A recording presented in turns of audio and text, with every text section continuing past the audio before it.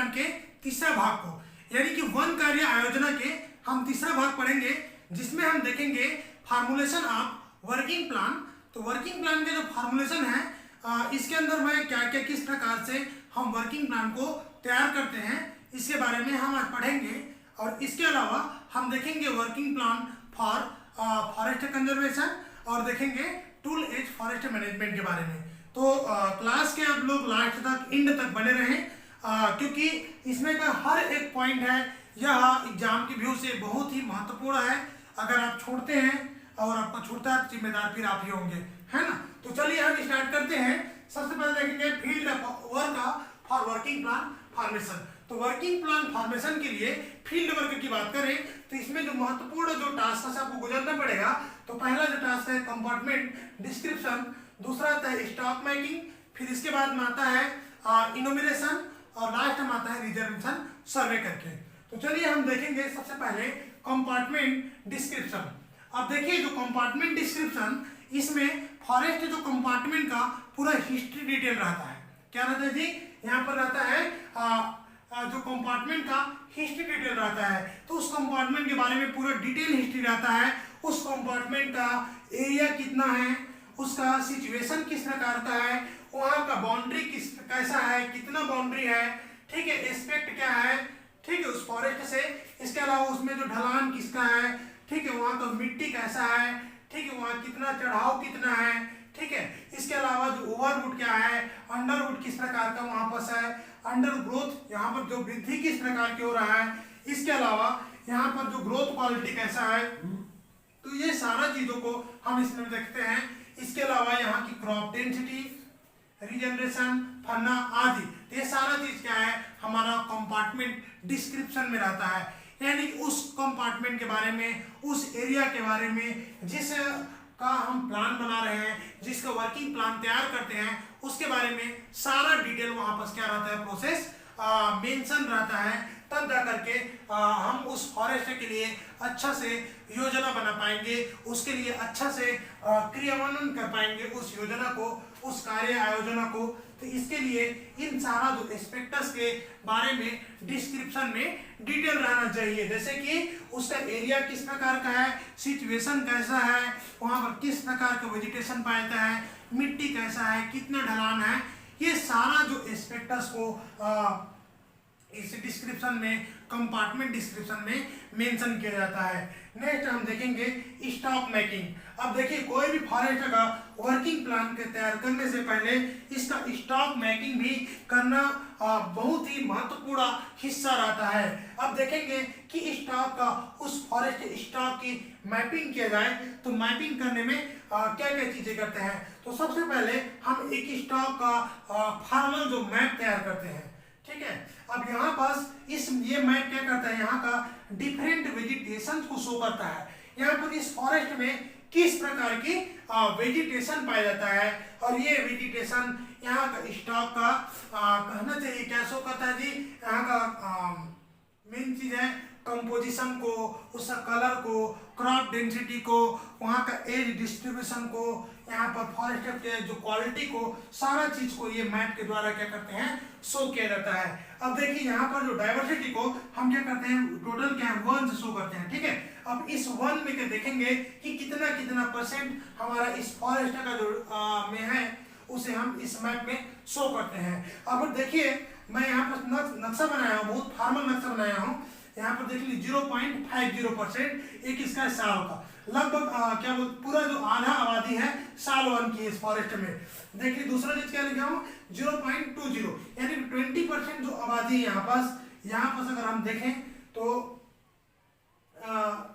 देखें तो एक और प्रकार जैसे कि शीशम 1 है, शीशम का, ठीक है। इसके अलावा यहाँ पर देखिए 0.07 है ना, तो 7% कितना है इसका, तेंदू का है, ठीक है। इसके अलावा 0.14 है, तो कितना है, 14% किसका है, यहाँ पर हम देख लें 14% तो टीक का है, ठीक है। इसी प्रकार से अलग अलग जो वेजिटेशन है उसका इस प्रकार से हम क्या करते हैं, मैप बनाते हैं। एक मैप में फार्मुलेट करते हैं कि किस किस प्रकार के स्टॉक कितना कितना परसेंट जो आबादी में है उसे हम इस प्रकार जो स्टॉक मैकिंग से शो करते हैं। अब हम इसका थोड़ा सा और डिटेल देखते हैं जो हमारे क्वेश्चन के लिए बहुत ही वेरी इंपॉर्टेंट है। जिससे पहला देखेंगे क्रॉप कंपोजिशन।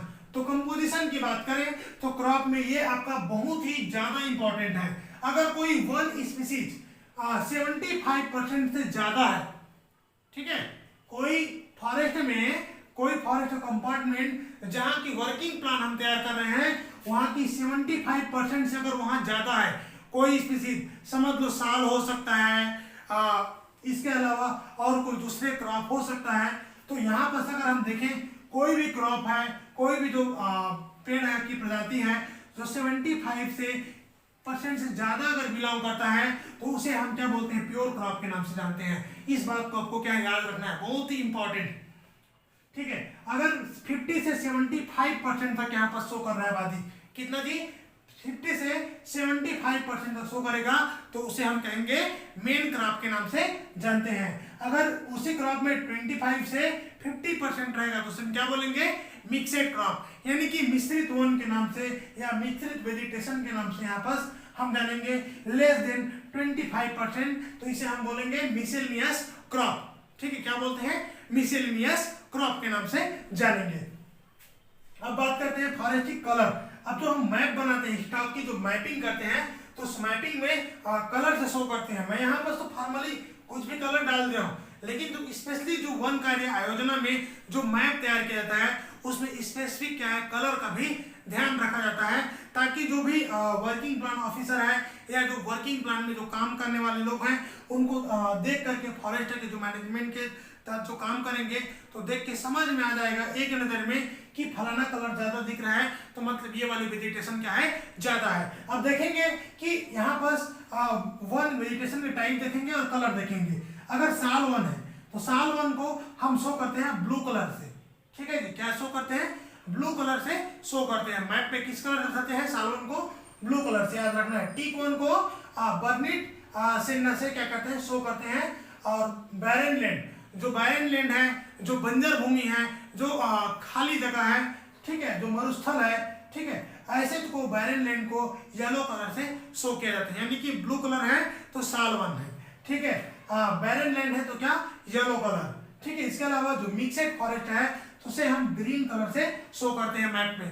तो इस बात को याद रखना है, पूछ देगा which of the following vegetations are showing blue colour, ठीक है। तो आपको नीचे में ऑप्शन दे देगा साल, मिक्सेड फॉरेस्ट, बैरन लैंड। तो आपको याद रखना है कि ब्लू कलर में किसको शो किया गया है, तो शो किया गया है साल वन को, ठीक है। इसके अलावा कल्टीवेशन एरिया है, जिस एरिया में कल्टीवेशन किया जाता है, खेती किया जाता है, ऐसे एरिया को अनकलर्ड यानी कि उसको खाली छोड़ देते हैं, उसमें कोई भी कलर नहीं रंगा जाता है। तो इस प्रकार से विशेष रूप से इस फॉरेस्ट कलर को आपको याद रखना है। अब आते हैं क्रॉप डेंसिटी की। तो डेंसिटी हम देख लीजिए, डेंसिटी और कैनोपी क्लास, ठीक है। तो जिसका डेंसिटी 1 आ रहा है, अगर कोई फॉरेस्ट की डेंसिटी 1 आता है, 1 आता है, तो उसे हम क्या बोलेंगे, क्लोज्ड फॉरेस्टर के अंतर्गत रखते हैं। कैसा जी, क्लोज फॉरेस्टर, ठीक है। किसी की डेंसिटी 0.8 से 0.99 तक अगर डेंसिटी आता है, ठीक है, कितना तक आता है, 0.8 से 0.99 तक डेंसिटी आता है, तो ऐसे फॉरेस्टर को हम डेंस या घना जंगल के नाम से जानते हैं। नेक्स्ट आते हैं 0.6 से 0.70, तो इसे हम क्या बोलते हैं, फेयरली डेंस के नाम से जानेंगे। इसके अलावा 0.4 से 0.59 तक, तो इसे हम बोलेंगे थीन फॉरेस्टर, यानी कि थीन फॉरेस्टर के नाम से जानेंगे। 0.2 से 0.39 को इसको हम बोलेंगे ओपन फॉरेस्ट या खुला वन। देखेंगे 0.2 से अगर क्या बोलते हैं, कम है, उससे भी कम, तो उसे हम बोलते हैं स्पैट्स के नाम से जानते हैं।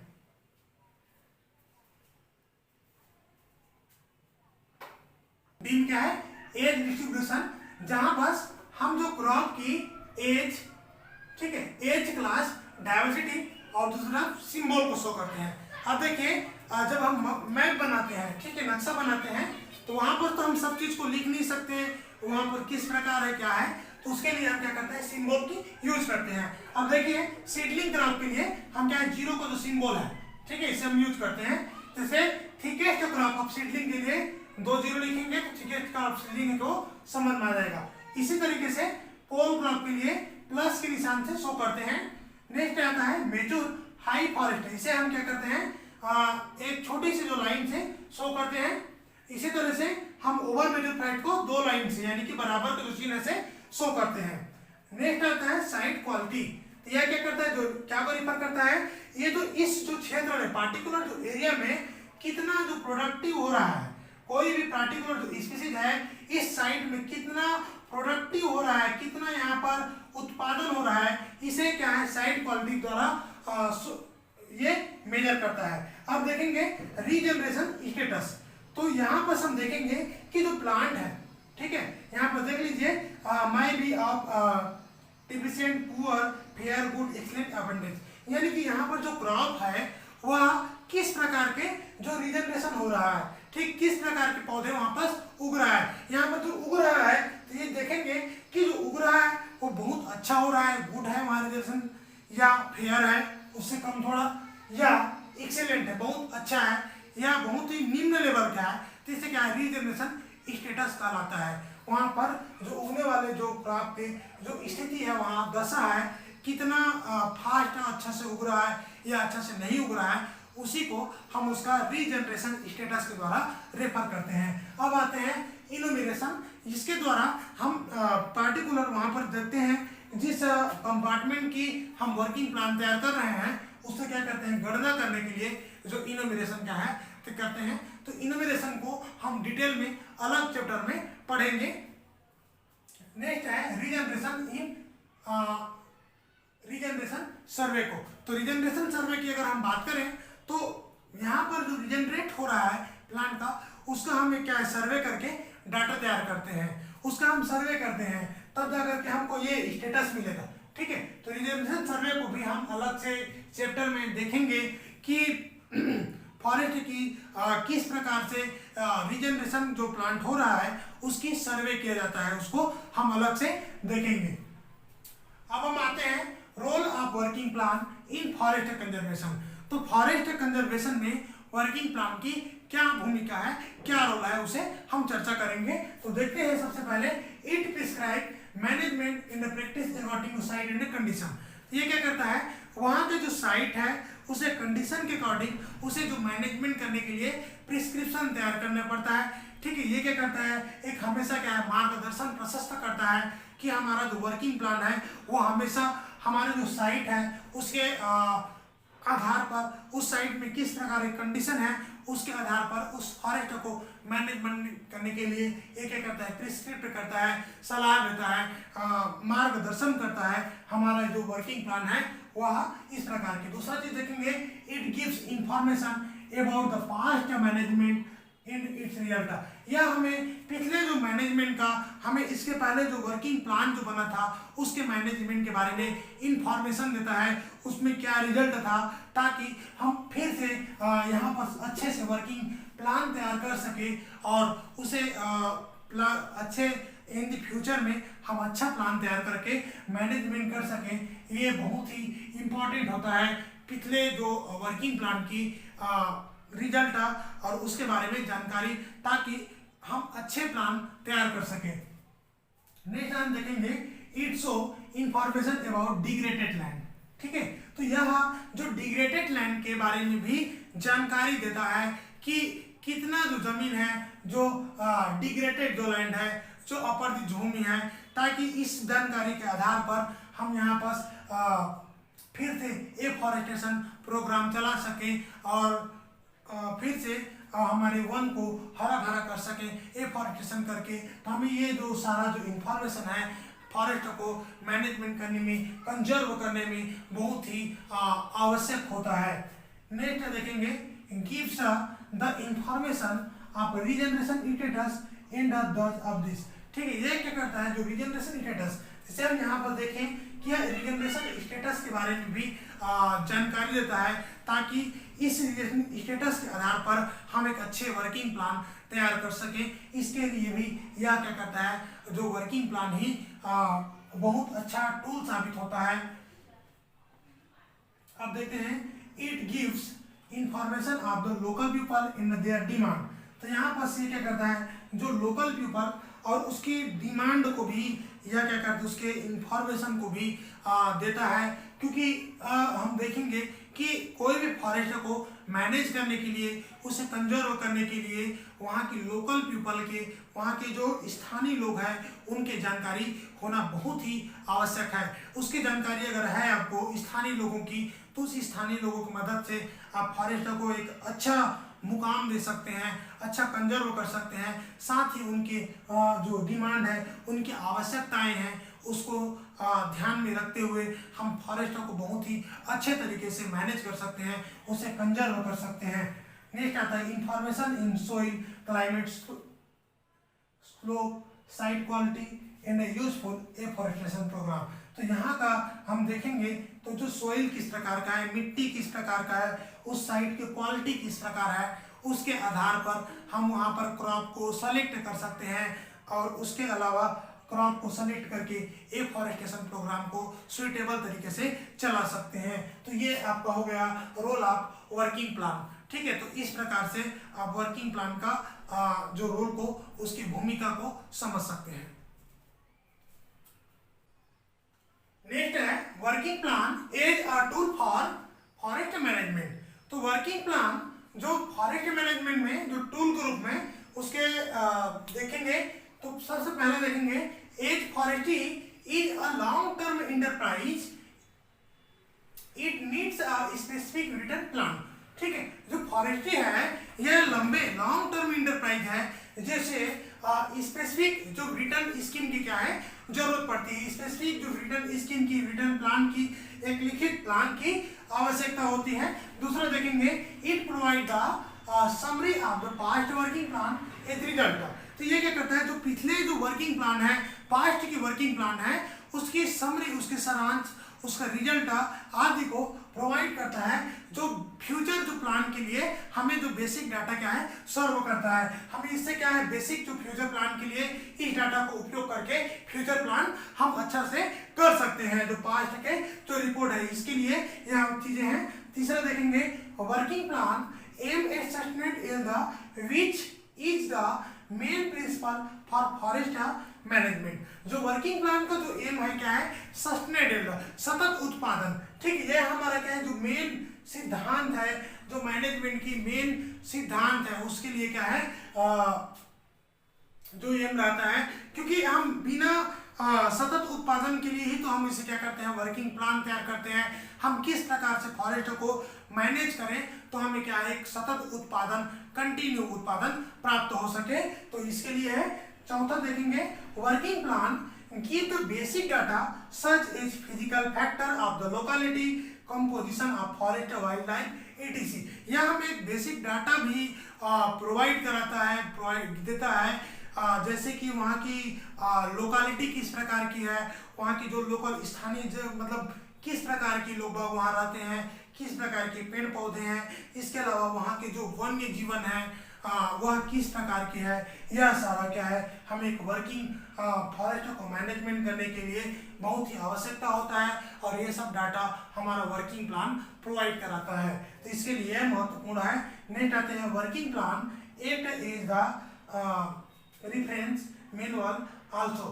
यह वर्किंग प्लान हमारे फॉरेस्ट को मैनेजमेंट करने के लिए, फॉरेस्ट को कंजर्वेशन करने के लिए यह एक रेफरेंस मैनुअल की भांति काम करता है। हम इसी ये जो वर्किंग प्लान के आधार पर ही फॉरेस्ट की जो आगे की जो गतिविधि है उसे हम क्या करते हैं, संचालित करते हैं। जैसे एफॉरेस्टेशन प्रोग्राम हो या फॉरेस्ट की कंजर्वेशन से संबंधित कोई भी एक्टिविटी है, इस वर्किंग प्लान के आधार पर ही काम करता है।